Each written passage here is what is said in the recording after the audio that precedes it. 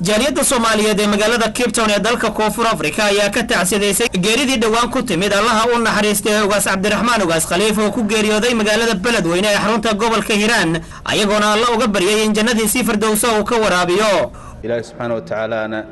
واسكي جيريو دي صبري إيمان الله كسيو السجنة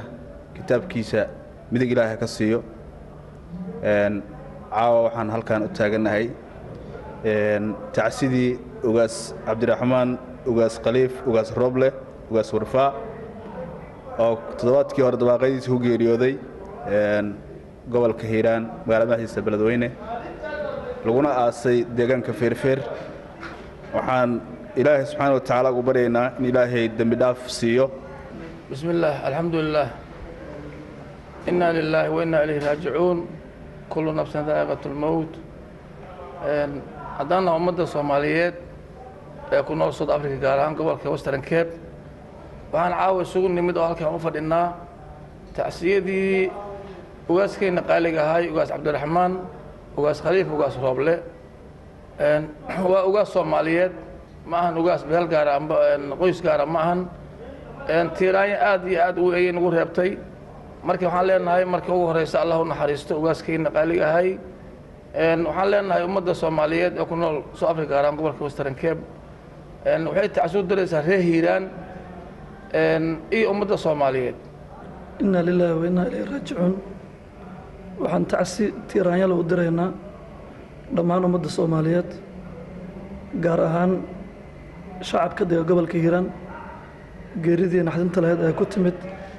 وقاس عبد الرحمن وقاس خليف وقاس روبله وقاس ورفاء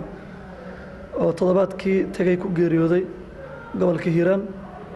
waxaan leenahay Ilaahay bedelkiisa ha u fududeeyo gobolka Hiiraan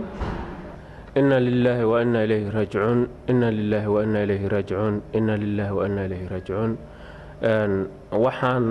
halkan u taaganahay tacsi aan u dirayno وقاس عبد الرحمن وقاس خليف وقاس روبله oo toddobaadkii hore ku geeriyooday gobolka Hiiraan magaalada madaxdiisa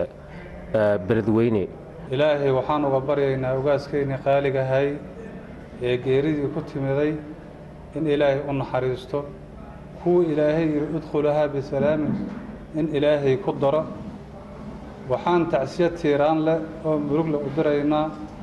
dhammaan shacabka Soomaaliyeed meel alla ma joogaan